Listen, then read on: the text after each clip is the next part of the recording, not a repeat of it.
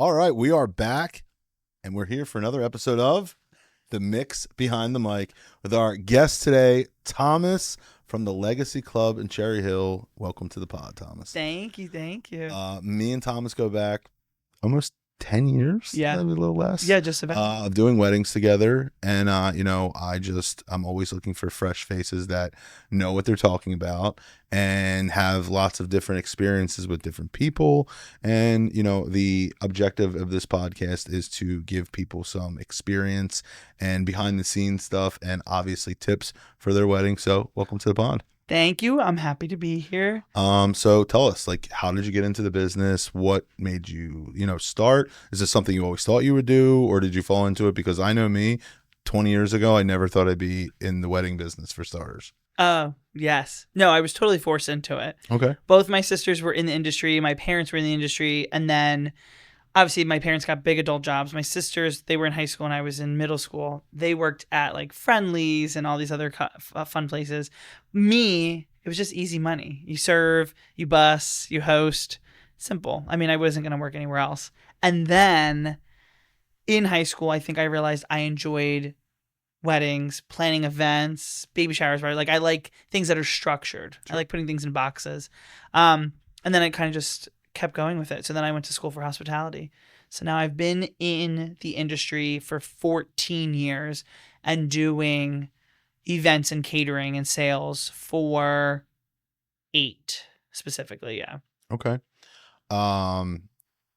So you got in at a young age knowing that you want to do this, or at least a business. So that's kind of cool. Like I said, I got out of high school, went to college for a little bit and was I knew I wanted to be an entrepreneur or run a business, but fell into DJing that essentially snowballed into weddings 7-8 years into that. But January's 20 years for us, which is crazy. I can't believe it. You saying 14, you probably feel you're like, holy shit, how do I say 14? I'm like, yeah, 20. So I feel it. So how about the Legacy Club? Tell me about it. Tell me about the venue, get your, what's the word I'm looking for? Get your free commercial out of this while you're here. Right. The commercial is not the word I'm looking for. Your plug, give your plug. That's what I was looking for. How to build my sales. Yeah. Come on. I mean, we got to talk about the Legacy Club if we're here. Of course. So Legacy Club is my newest venue that I'm working at now. I have been there for 10 full months. I'm going on 11 in September. I love it. I would regret it if I didn't take it. So it's definitely amazing. It is a newly renovated private country club.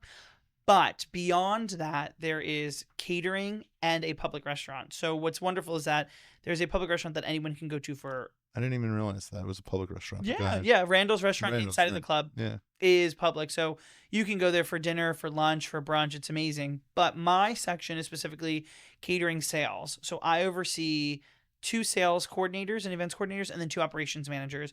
And the 5 of us work simultaneously. There's 3 rooms that we sell. All of them are freshly renovated and brand new, 2 of which are open window. So they look over the golf course, a nice A-frame ceiling, outdoor opportunity. You can open up the glass ceiling, the glass windows and kind of see out into the course, get that fresh air. So you can get that outdoor touch, but being indoors. Right. So weather contingency plans are so much easier. And one other thing that I really love about the club is there's no carpeting. It's fresh, it's clean, it's so simple, and you can decorate it one way and another way. You can canvas, if you will. Yeah, it's a blank canvas, absolutely. So you can decorate to the 9s. So, and being in Cherry Hill, we have a large, diverse community in Cherry Hill. You have all walks of life, especially because we're in Camden County, and it's not a huge county. So you can, and in where we are in Cherry Hill, it's a large Jewish community, a large South Asian community as well. So we get all different types of events. So we're really well versed in how we run and sell. Interesting. So how long has it been this name? Because how long, for starters? It's a 2-part question. It's been since 2021. Okay. The Lawn Hospitality Group bought it out. They're the group that owns Funplex, right. Highway 90 Cannabis Group, and then the dual branded hotel. What was it called before? It was called Woodcrest Country. Woodcrest Country. Just generally speak, I didn't realize it was 4 years, 4, almost 5, because that was my first thought of, I know the venue. We've been doing things there before. Essentially, you were there 5 years ago, give or take. But I'm it was slipping my mind just what the name of it was. So having vendors come in and specifically that work at the venues.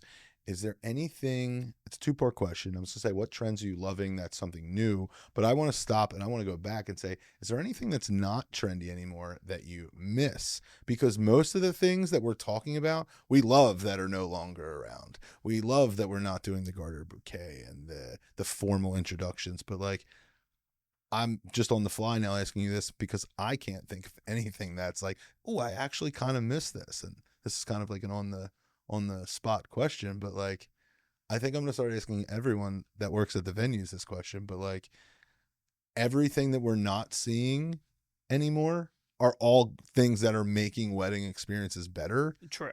100%. I can't get over how different weddings are in 10 years. And like, I joke and say like, I'm going on 20 and it makes me feel old as shit. But realistically, like 10 years is not that crazy of a time. So 10 years ago is 2015. And like the weddings in 2015 to 2025 almost seem like we're talking 1980 to 2025 because they're that drastic in 10 years. Oh my God, the hairstyle, the dress, like, everything. The no first look, you know, some people were still going to the churches then and they were, the farm style really started to grow then. Now that's kind of pulled back and now we're into like clean and crisp. Like everyone's like, some people enjoy the farm style. They do. But a lot of them have gotten away from that. They just want to have a party. Oh, you know what? That's a good one. Some of them have gotten away from formal seating and gone to living room style, couches, cocktail tables. They don't want that formal dining style. So I have a lot of that coming in. So I like that. I do. I don't hate it at all, but it does change the concept of a wedding. But so this comes into, I'm going to piggyback off that because I'm also starting to see people are like, we don't want formal sit down dinners. So is that something you see more? Because I'm curious now. Here's more. I'm just throwing stuff on you to put you on the spot for questions, but like as a venue in sales, if you will, I'll flip it on me. I love hearing they want to do less formal and because they want to dance more. But does that suck on the venue side because you want to sell them filet and fish and not finger foods and stuff? No, not at all. I enjoy a buffet. Okay. And a buffet wedding is great. The only thing I always worry about with couples that want to do that, I always say to them, I'm like, just let's talk about your guest count, number one, because I hate lines. I hate when people aren't having fun. We want them to dance. We want them to have a good time. Yeah. And a lot of people are in their head, they're like, oh, I want them to eat when they want to eat.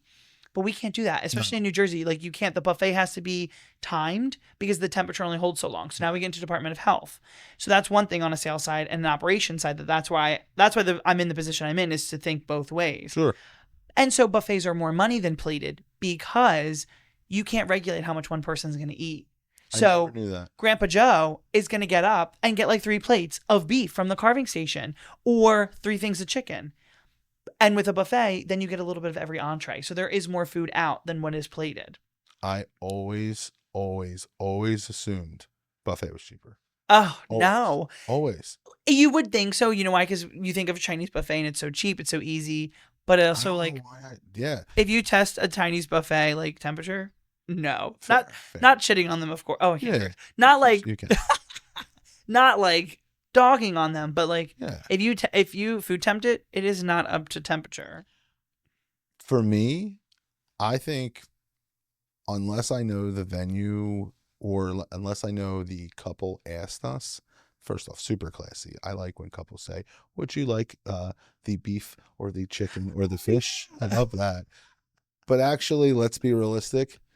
Half the time we get offered that, we're not getting that when it comes out because, you know, it's realistically like, what do you guys have left? Come on, let's be honest. This is probably like the best part. This is probably the best part of the pod. This is not talked about enough. Oh my God. This is so true. Oh my God. Let's work with this. How many times have I said, oh, you know, Keith, we're going to a wedding tonight. And I made sure, and let's be honest, okay? If we get the option, I know what most of my guys eat, okay? But like when they send, oh, would you guys want the filet or the chicken? I don't even ask them. I just get them the steak. Like, let's be serious. But we might start tracking this for the next year because I want to see this. How many times do we say we want X And when it comes out, the kitchen's like, yeah, this is what we got. This is what we have left. This is what we have left. Like, and that's just so. What it is. In my defense, okay, and you're on the other side. So, I have 2 points to it because I was the wedding coordinator. So when I was the wedding coordinator, I obviously did have my favorite vendors. And that's my point too. So like, if I know I'm going somewhere, I'm like, all right, Tom's going to hook me up. I'm going to eat well tonight. And we go to another venue that might not be as familiar with us or as frequent. Like, okay, we get it. But it's like, how many times? But see, like, I could go so deep into this because like, there's also some people that like, and this doesn't have to be specific for your venue, but like me as a vendor pays the same price for a dinner as the guest? No. Or is that separate? Okay, separate. No. And I think that's like a well-versed... That should be because I'm not drinking. So that's part of the... 100%. And I think that's a well-versed, especially South Jersey and Philly, like the girls and I have talked. And I say girls because honestly, I'm one of maybe 2 male coordinators in South Jersey. I think the other one works, I think the other one works at Riverwinds. So like we've met. But so it's well-versed and... You're like, you're the other one. I heard about you. He's gonna... But we've talked about it before. Like, there's no way the vendors shouldn't be charged because they're not eating cocktail hour and they're not drinking. I am, but God. The drinking was the big one. I think. Honestly, too, if they do get a chance to eat in cocktail hour, chances are they're not going to eat dinner because during dinner time, you're now trying to get the people to dance. Because table 1 gets fed, but table 20 didn't even eat yet. And that kind of like, you're like, I have to play the game. I just got it. Go ahead. But to answer that, no, seriously, if I know the vendors that are coming in, I will tell the couples like, oh, ask what they want. Or I say to them, you don't have to ask them. I'll ask them that day. Okay, so now the flip side of that. Like if I don't know the vendor and I get their account, I did as the wedding coordinator take note of what they wanted. And I would tell the kitchen. And the kitchen's like, sometimes their kitchen's nice. Sometimes they're not. Depends on the day you get. And sometimes they'd be like, they'll get what they get and they don't get upset. And I'm like, okay. Or they'd be like, all right, thanks for letting me know. Like, I'll see what I can do. But then you have people at the wedding that are like, so they pre-order like 3 months in advance. Well, now all of a sudden they're on Ozempic, so they can't have red meat, The Ozempic trend, that's probably the one. Oh, I should go in that. But so they joined Ozempic, they're on a diet, so now they can't get the beef or the chicken franchise because it's battered. So now they're like, well, I need the fish. So they changed their mind the day of last minute, which happens a lot. And then we run out. So then whatever the vendors order, I have to pivot. So then I'm like, okay, I'm so sorry. I only have this left over. And I've definitely done that to you guys a few times. I've done it to plenty of photographers. Well, there's 2 things that just come to my mind. And when I tell you that we're on this pod and I have such ADHD, I'm like, don't forget what you're going to ask. Don't forget what you're going to ask. And I got them both still. So let me get them both out before I forget.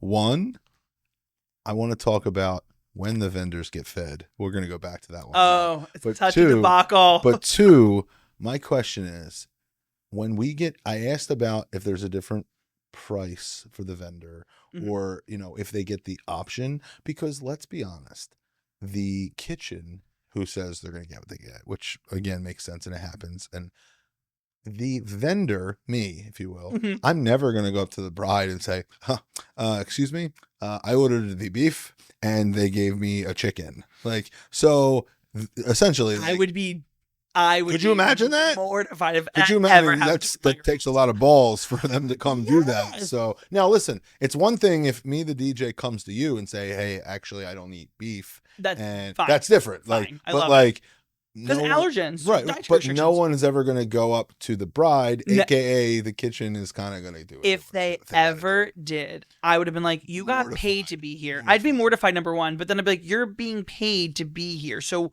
you're complaining about a meal that you did not expense." Like, I'm so confused. And also, why wouldn't you just talk to the maitre d', the coordinator, the manager on duty? Like, you know who they are. Right. You've been here for how many hours setting up to then get out? I would be so mad. But now my favorite question of the day. Do you have any policy at the Legacy Club or at your past experiences? Because here's the thing. And before I even let you answer this, I'll answer it all for you. I can't tell you how many times we don't eat at weddings that the couples essentially paid us to be fed simply because we're fed last and everyone's ready to dance and we have no time and we're not going to be like, well, hold it, guys. I see you all out there getting ready, but we're going to go in the other room for 20 minutes and scarf this down. And when I say 20 minutes, I really mean 7 because that's probably the max time we normally get. But like, there's also some venues that we walk into where they're like, the bride and groom are going to get fed and then you guys are. And I love when I'm like, I'm antsy for the rest of the guests because I got fed after the couple and now I'm prepped. I didn't scarf my food down in 4 minutes. And like now, like I'm waiting for everyone else. And I'm curious on how you do it, but I can see both sides of like the guests being like, how is the DJ getting served before us? But at the same time, the guests also don't know the back end of how all this stuff works. So Correct. Sometimes I'm just always curious. For a long time, I was the worst. I was like, no, the vendors get fed after everyone else because I didn't know how I was going to feed you. Like, what is the meal? First of all, I am not a venue. The venue I worked at before, and the like said, we are not a venue where we're like, oh, here's a peanut butter and jelly sandwich. Here's a cold hoagie. Amen. I would be. Because we've been there too. Yes, we've been to them venues. They're terrible. Feed the vendors a normal meal. It is not going to take any more money. The amount of money that we charge the bride and groom is the cost of the food for it. So it really shouldn't break an arm and a leg for the couple, but also we shouldn't be starving you to have a meal. Then you're like, oh, I went to McDonald's to go film myself after the wedding. Like, that's terrible. So we're going to feed you. Which just happened. I just hate that. I don't understand why a venue would ever do that, but let me not hate. So we're going to feed you. I had always done it for literally 7 years in a row. I fed the vendors after the people because I needed to know and see what was left over. Again, like that's Grandpa Joe, Uncle Bob, too, Aunt Pam, they all change their mind the day of, which happens. You forgot what you ordered 3 months ago. 3 months ago. And I get it. You forgot what you ordered, but then also at the same time too, like you're on a new dietary restriction too now. So which is fine. Your high cholesterol always kills me.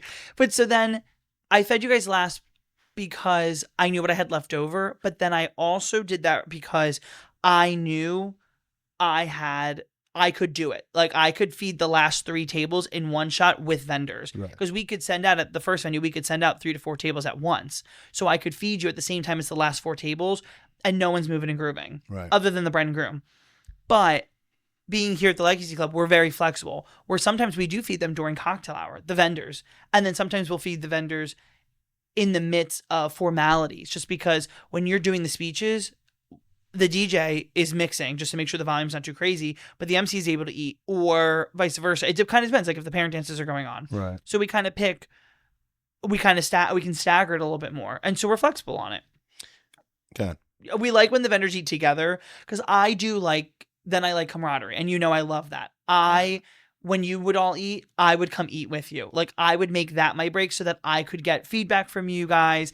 I could see what more you want to do together, what you like. And then we all got introduced and how we work together. But then you knew there were times that we did not want to eat together with certain people. We're like, no, feed them and get them away from us. I also think you said the word camaraderie. Like I like to be able to bullshit with the photographers and videographers and and is it like, hey, like what time are you guys here till? Is there any extra shots? Are you doing a sparkler send off, etc.? And talk about the day or the best man who's a dick. We'll edit so drunk. Or I was just gonna say, or drunk bridesmaid or something. Like you have these spilled his drink. Right. So there's I enjoy that. But again, it's literally like 15 minutes of your whole day. Yeah. And realistically, like when you predominantly do get served earlier or not at the very end, you can have 15 minutes of non-chaos because let's be honest, like wedding days are, hectic and chaotic. So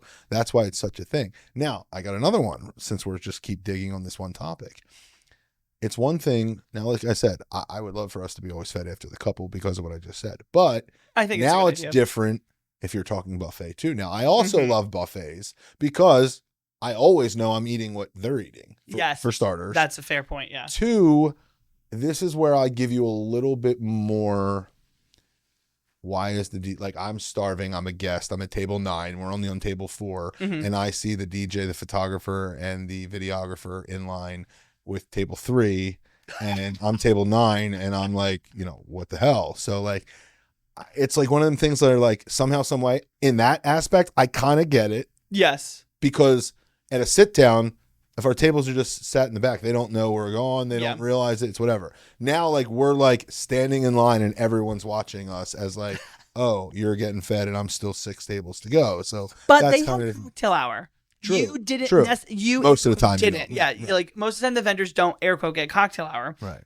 depending on if there's a first look or not. Because if there's a first look, then there is a lot more right, down. sure.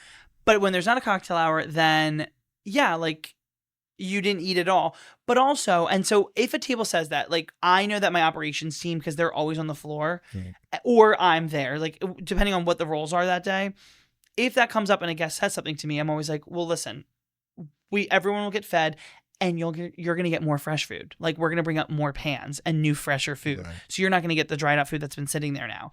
That's the one positive spin on it. The second spin I put on that is when everyone's done eating, they're ready to roll. You're not waiting on a DJ. You're not having this dead air space. Like we don't do that here. And then they're like, oh, and they're probably asking because they don't know. Yeah. So then we just educate the guys. And as long as you keep it a positive spin, they honestly probably don't care unless they're old. You just hit the nail on the head though. Most of them don't know. Yeah. This is why we want to talk about it. This is why we have a podcast. This is why we have a podcast. Like there's so many little things. You know, I cannot get over this one. I have a verbatim spiel that I do for every consult, if you will. Of course. And in the beginning, I asked them like 10 questions before I go to said spiel. And one of my new favorite questions is, how many weddings have you been to? I don't know why I don't ask that question for the last 20 years. I always ask. Because in the last month alone, I had multiple that said 0, 1, or 2. So they say destination. I'm like, doesn't count. Completely different. Because or they were at 3 when their mom and dad got married when they were 7 and like their Aunt Karen got married at 14. Like, no, your adult life, how many weddings have you been to? But like when you're talking about ideas, when you're talking about little things, when you're talking about the DJ MC combo itself, when I try to explain that the DJ doesn't leave the booth and the MC runs around for all the noise, if you've only been to 1 wedding, 2 weddings, you might not get the concept that I'm selling you. Yeah. Like that's massive to me. Like I stress the 2-man show for our teams. Always. But like it's one of them things where like if you've been to 0, 1, or 2 weddings, you don't sometimes get a lot of concepts. So the conversation we're just talking about, I just think is like if you've been to a minimum amount of weddings, this is another pure reason why you should be listening every week. Well, and the other fun thing I stress this too. I ask, so it's good that you ask that. Like, how many weddings have you been to? I always ask that on a tour. How many weddings have you been to? What did you like? But I also ask where. The where is important because where the wedding was makes a difference for me because and here's why. Especially if you're familiar with these wedding venues. Yes, because I ask them on a larger scale. Like, I'm like, are the weddings in New Jersey, Philly, Delco, Delaware? Are they in New York? Right. If so, great. We have a concept. If you say anything south of the Mason-Dixon line or Pittsburgh and West, you have never been to a wedding. Facts. Because this is we're a completely different entity. The Northeast is so different. And again, I think New York, Philly, and New Jersey are the top states to get married in. And I think New Jersey is like one of the highest, most expensive wedding states. It's terrible. It's wild, right? It's wild. But at the same time, I'm like, you've never been to a wedding here. Because the South, how the weddings are done down there, it's all a la carte. And it's not the same way. Where here, sure, you can have a DJ that can MC, but then there is still dead air. So having a 2-man show, I support it fully. Like I want to see an MC. I want to see a DJ. That I know the show is going to flow. And I love it when there's a third guy. I always say kid normally, but I love when there's a third person with you because I know they're learning, but also there will be no dead air. And also then I know there's a show happening. There's sparklers, there's the cold sparks, the cold sparks, and then the dancing on cloud 9. Wow. I know that there's a show. So when there's 3 people, I'm psyched. I also love that you've been a coordinator. So being a coordinator, you again have the more experience. And, you know, I always love saying that most coordinators like seeing us there solely because that's a little bit more off their plate 100% of lining up the bridal party or just the extra little things that, again, people don't talk about or know about the little things. So I just can't stress that enough. Oh, yes. When I was the coordinator for a while, this would also be like BC. You're before COVID. BC, see? It's a sticker now. Everyone's going to start saying it. But before COVID, it was different. Like it was just the coordinator and then a DJ, maybe an MC. And it was harder because you're right. We were running on doing so much. And then you having 2 people, it does take a lot of pressure off lining them up, figuring out where they are, what they're doing. Yeah. And then getting a bridal attendant is very, very important, or at least a head server that takes care of them. that makes a difference. Whether it's a head server or a maitre d', like it's all just about making a smoother process for the whole day and the transitioning of things. So, like you just said, us potentially having 3 people, there's going to be more. There's going to be, it should be a more presentation, if you will, but it's also having the extra body there just makes things out run much smoother. I can't tell you how many times part of my spiel, if you will, is I always say there's no room for hiccups or errors, and you have one shot at this. Literally. It's not a musical. It's not like we've been rehearsing this. That's it. There's no rehearsal. Wait, when you said you asked the couples how many weddings they've been to, and the where is an important one too. If they've been to quite a few, so then here's my other problem. And that's a question I don't ask. I say how many. I never say where. Oh, I want to know where. I 100% want to know where because I want to understand if they know what a New Jersey wedding is like. But then I also want to know, like, if they went to a destination wedding, I'm like, oh no, girl, that's completely different. Yeah. Like, that bride and groom did nothing. They didn't do a squat diddly. They showed up, and then here it is. Right. Great, moving on. Like, they planned things at home, but they didn't do any of the crazy stuff that you did. But then you get the couples that say, well, my girlfriends and I have been to like 10. And I'm like, oh, okay. Then I'm in for it. They are going to wreck you because they are like, I don't want this. I don't want this, but I want this. I expect this. I want this. Like, they all of a sudden come in with a champagne taste and like a brute budget. Well, this takes me to another question. It's perfect. You're like setting me up here now. So like in 2025, do you like that there's so many more Pinterest, TikTok? Because it's one of them things where it's got to be more of a pain in the ass because there's 10 million more ideas than there was 10 years ago. But I also think there's that many more magical weddings and crazier experiences. It depends. Well, so wait, so because you said your Pinterest, this is going to lead us to the expectations for reality thing. But that's literally perfect. Yeah. No, because you're right. Because there's Pinterest, there's YouTube, there's TikTok, there's Instagram. Yeah, like the girls will see something and they're like, I want this. Or like that's their inspiration. And I say to them, that's your inspiration? And then they're like, yes. Then I find out they're a DIY bride. I'm like, oh my God. Yes. Instagram versus reality. Right. Here we Yes. So it's just, there's so many things where, again, this is why I think I'm going to bring this up for every single podcast we do. Because everyone has a story. And like, you probably have 10 off the top of your head of like what someone thought in reality seemed cool. Yes. But day of was a train wreck or disaster. So many. And you know who's really bad for it? And I can say this because my girlfriends are teachers. The teachers. They're the worst at it. Like their DIY, I'm like, I love that. It's so cute. And listen, I'm not knocking on them, but they are DIY people through and through because they do it for a living. Right, sure. But then all of a sudden, the expectation for reality, I'm like, oh no, honey boo. Leave it to the professionals, which is why my girlfriend, who I did her wedding at Caitlin's venue. Okay. She hired me to decorate it. She's like, well, you coordinate weddings all the time. Can you decorate mine? Yes. Because like, God forbid she did it. She would have been like, I work with pre-K kids. Like, right. I don't know what I'm doing. I think too many, I don't want to say there's too many DIYs out there, but like it's understand that people have budgets, so they're going to do a little bit more to help cut some costs. So I understand it's a Temu wedding or a Temu. Well, like that's like the nail on head right there, nutshell. It's just, I think so many people watch, and again, you get engaged tomorrow, you immediately start looking at some TikToks, and that algorithm is just like, that's all you see now. So yes. And now for the next 18 months, they just see 27 different ideas every single day for 18 months. So like, I get it to an extent. But it's like, you obsessed? Right. And the last pod, when we were just talking with Caitlin at the Grand Hotel, she just brought this up too. It's one of them things where it's like, you can have all of these great ideas and you're going to implement them all into your wedding. Here's the thing. I think we're going to switch our segment from expectations to reality to Instagram reality because that's just, it just flows better for starters. But do we have any stories? Because we like having stories. Oh, I feel so terrible. Why? Come on. Yes. And like, we can let you watch this before like we like let this roll if this goes live or not on the pod. But like, again, there's got to be. Listen, I tell stories and like, let's use this and let's see if you can bring this up. My favorite thing is, and I've brought this up on other pods too, is no surprises for the couple. None. No surprises. I have no. So can we go there?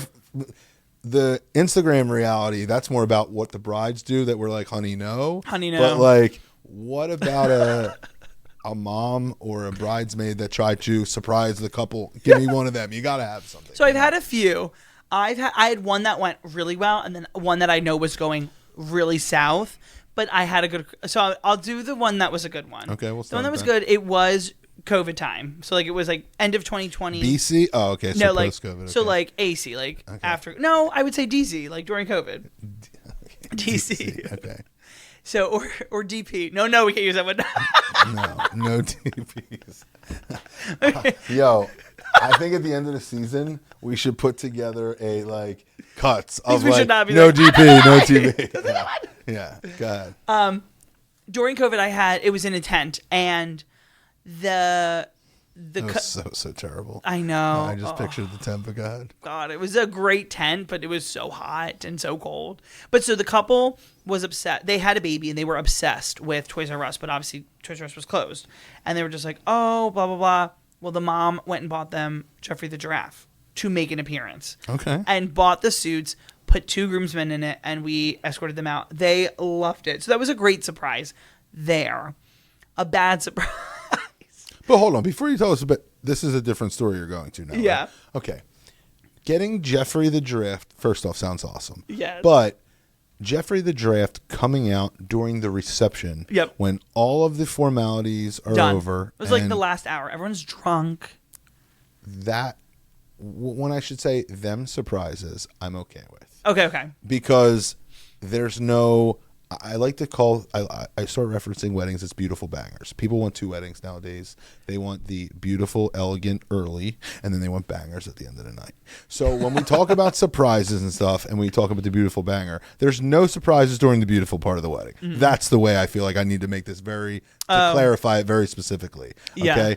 Yeah. No surprises during the ceremony or the formalities. You want to do something where you bring something out, you pay for someone, the Philly fanatic that comes out during the reception. But you have to want that. Well, true. There are some of the girls that are like, I don't envision this for my You're not day. paying $1,200 for the Philly fanatic to come out if they don't love the Phillies kind of thing. Like whatever the case may be. I don't know how much that costs, but like that's a good example. Give me a bad one. I only want the bad ones, to be honest. So the bad one, I had a mom and a bride to be, and so it was her mother-in-law.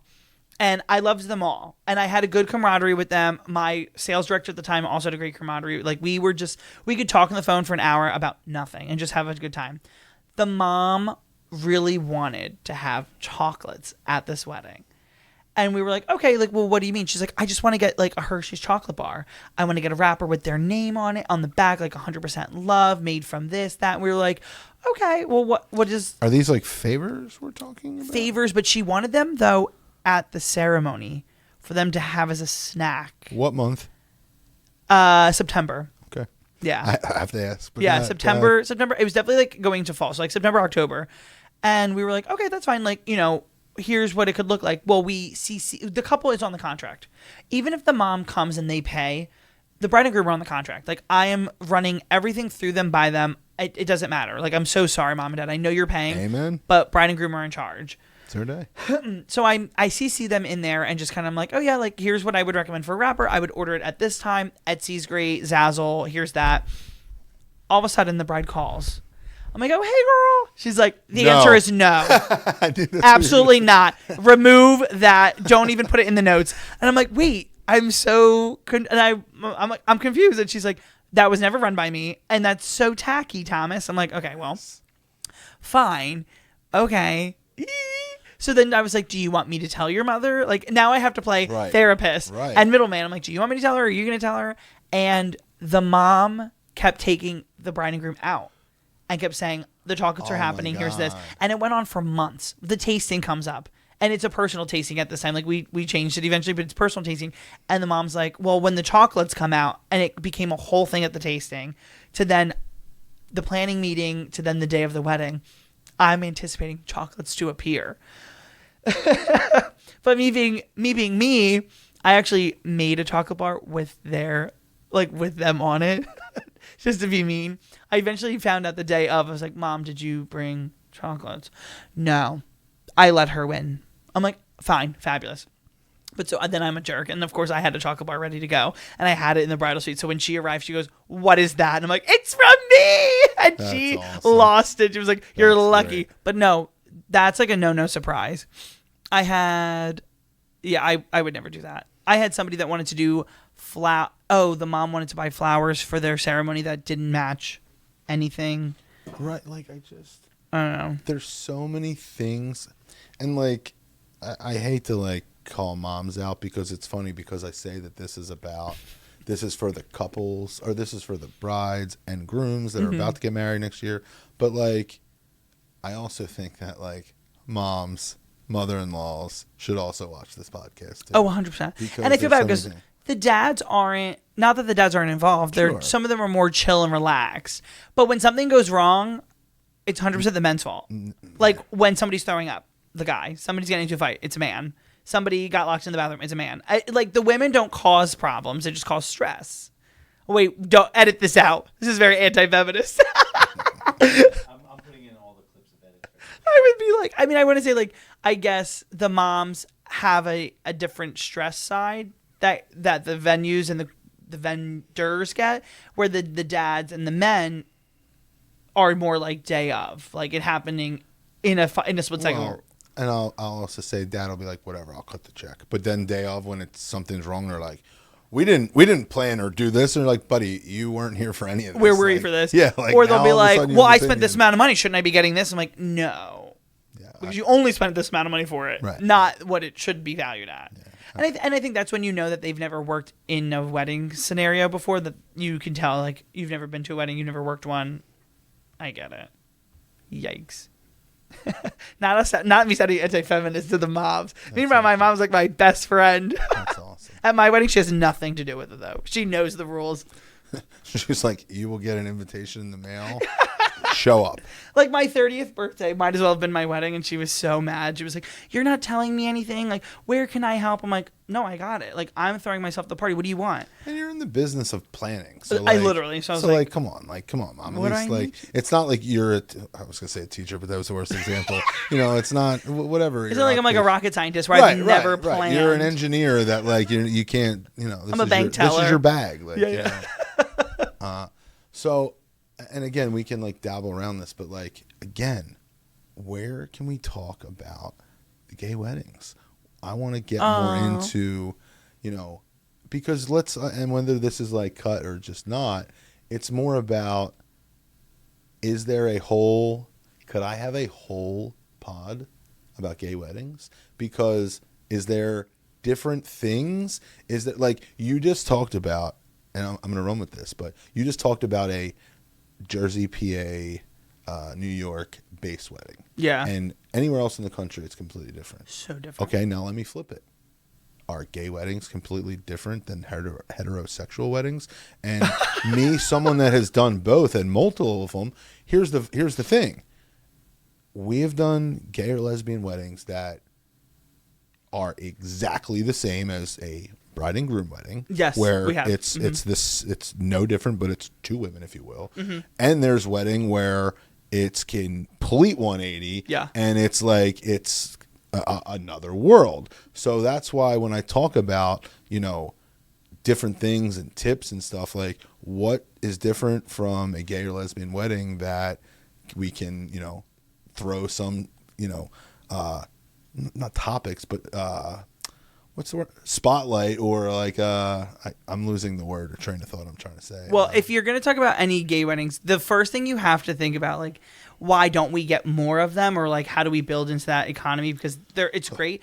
You have to watch Sex and the City when Stan is marrying Anthony and Liza Minnelli just manifests out and then officiates their wedding. Like, that is what a gay wedding is. I feel good that I know who is it Big? Mr. Big? Mr. Big. Okay. I don't know anything about this show. Okay. I know it's Jessica Sarah, what's her name? Sarah Jessica Parker. Sarah Jessica Parker. I know her slutty friend. If you say her name Samantha in the show. Cottrell. Samantha. I know Samantha. The fact that the gays know it, but the straights. I know that, and I know of Mr. Big. I must have seen it somewhere over the years, but besides that, I can't tell you shit about Sex and the City. But you just hit a great point again, where it's just like, what is going to be iconic? Yeah. For the gays, it's what is your iconic moment in your wedding? And I was lucky enough where I had 2 gay weddings back to back in the same year, and then 2 lesbian weddings back to back, and then other lesbian weddings beyond. At both gay weddings, they had an iconic moment at each that made that wedding better than a hetero couple or than the next. Okay. And I love it. And there has to be that one thing that just brings you out. So I guess iconic is the word that the gays we all use. I mean, I might be an older guy. I'm only 30, but who knows? I'm in that mix.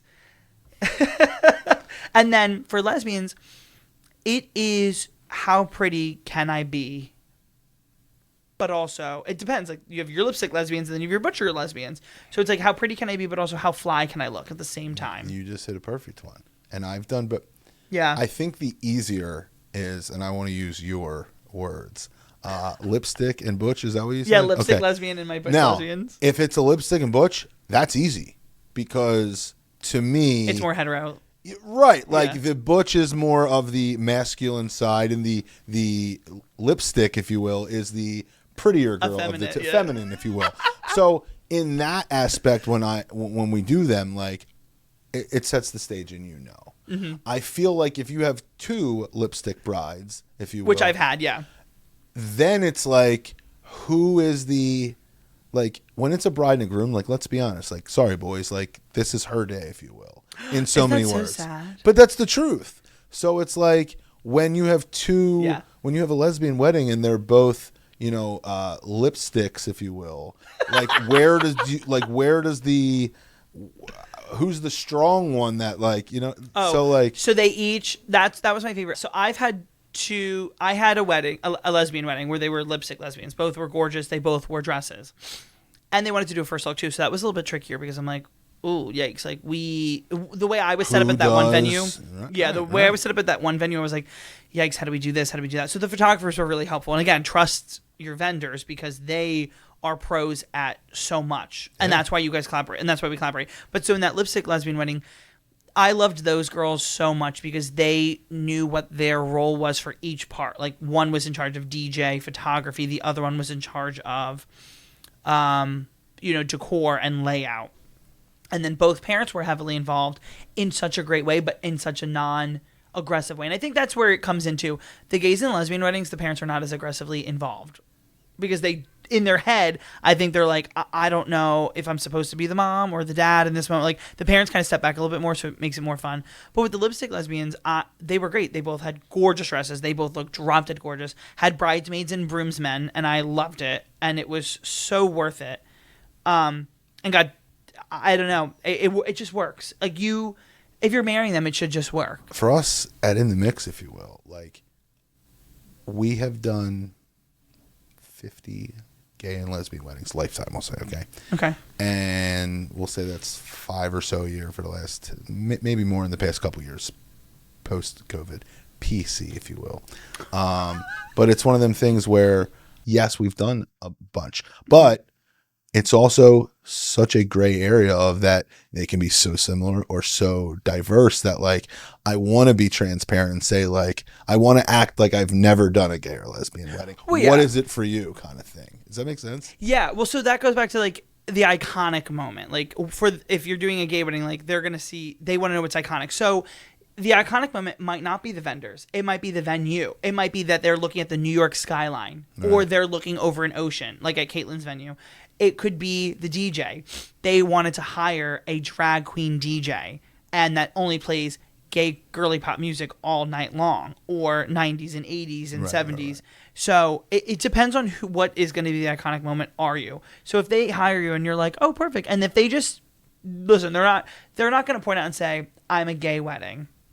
I mean, I will not lie. We have seen horror stories online. Of course, Facebook is one of our best ones where people are like, where a photographer realizes that it's a gay couple and they're like, oh, I'm sorry, I'm no longer will be doing your wedding. And we're like, ew, like kick rocks. That's like really a thing in 2025? Yeah. Oh, I know. I'm like, ew, you can kick rocks. But so some couples might bring that up to the DJ group. Like when they call you and they're like, hey, Harry, we're just so you know, we're a gay or we're LGBTQ group, then you'd be like, if you just say, okay, cool, thanks for letting me know. How would you like to proceed?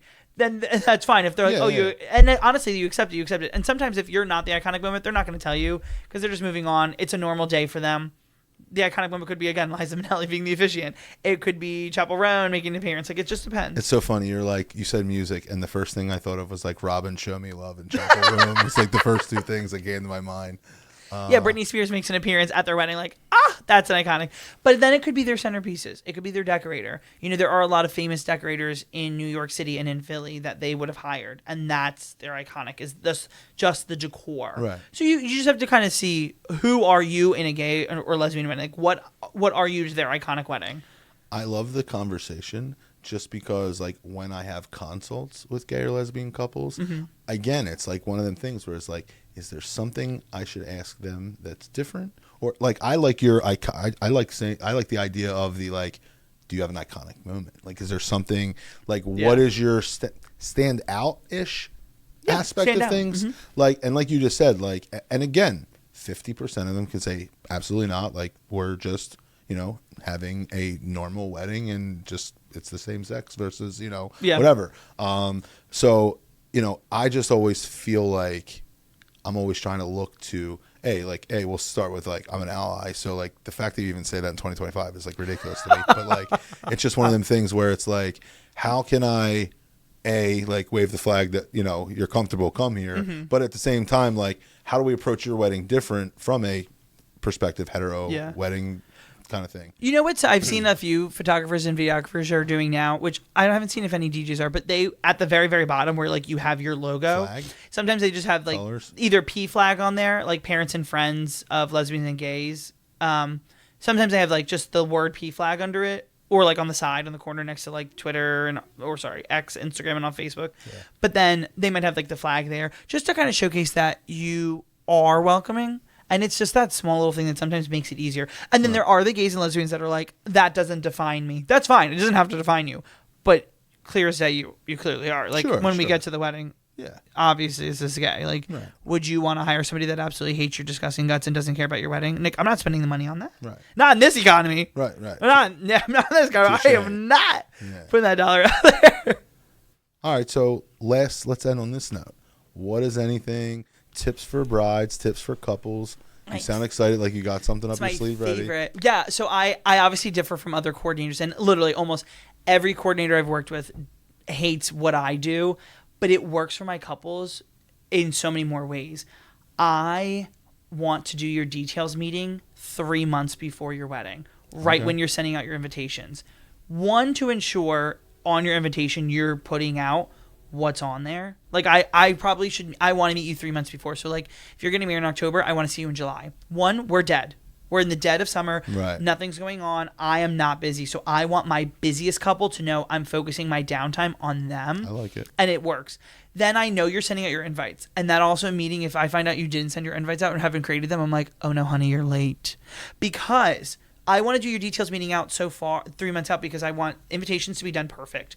I want to give you a timeline as well of, hey, you need to get your RSVPs back at this time because your seating chart is a bitch. Yeah. Nobody enjoys it. And if a bride ever says, like, oh, it wasn't that bad, really? You're lying. You're lying because you didn't know where to put your Aunt Pam, your Aunt Judy. You didn't know where to put your mom's friends. You didn't know where to put dad's. No. And then you've got so many single friends, and then you've got married friends. It's like, where do I put that one single girl that has no date? Also, she might have a +1. Ew, do we move her here? No, that's a lie. So I want to do the planning. I recommend doing the planning meetings at least about 3 months before, like when your invites go out. So you can get that. So you can get the seating chart done and organized ahead of time. But also, you can organize yourself. What time do I actually have to be here? Because in your head, you're like, oh, my ceremony's at this time. Okay, but are you doing a first look or not? If you are doing a first look, then we want to be done pictures at least a half hour before your ceremony starts so we can hide you and you can go to the bathroom and freshen up. But then photos could take 2.5 hours long, maybe 2 hours. They're not that short. Not with us, but God. Yeah. But like we want them to take time and you want to have fun. So you want to build that out. Then you want to see, okay, I need to be dressed at this time. Great. So here's what time you now have to have hair and makeup done. So now you know what time you want hair and makeup to start. Right. So now we have to figure out what time you're getting here at the venue or getting ready at the hotel. And then how are you getting there? You still have to book all that. And then I want you to book your shuttle because if you didn't book your shuttle yet, you're late. I like this. This is a good one. Yeah, because I hate doing the meetings more than a month away. We want to do it closer for Yes. all our prep stuff, but you just made some great points of why with the venue it's different. Yeah, it just works for the venue, and then it helps her organize what she wants her day to look like, Right. so that when she comes to you, the photographer, it's a productive meeting. Amen. I know like what photo shots I want. I know my photo list ahead of time, so I know how much time I need to buffer for you. Yeah. I know if I need a second photographer added on last minute, because you know that they're going to buy one Right. and then see if it's in the budget for a second one. And sometimes they just need a second one and they don't realize it until that moment.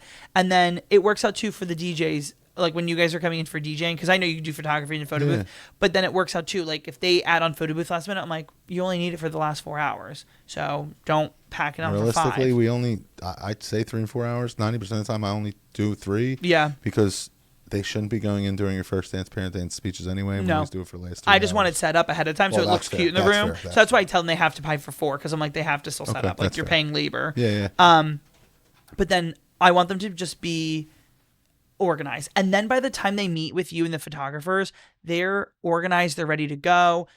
The week of the wedding, they can relax. They can actually go get that massage, go get Right. that self-tan. All their shit's done. Yeah. But then another tip too, besides like trying to do the details meeting 3 months out, I would say for the men, because I know we always forget about them. Yeah, we always talk about the girls. I'm different. I have 5 o'clock shadow. So like I shaved last night. So I know in the back it like has 5 o'clock shadow.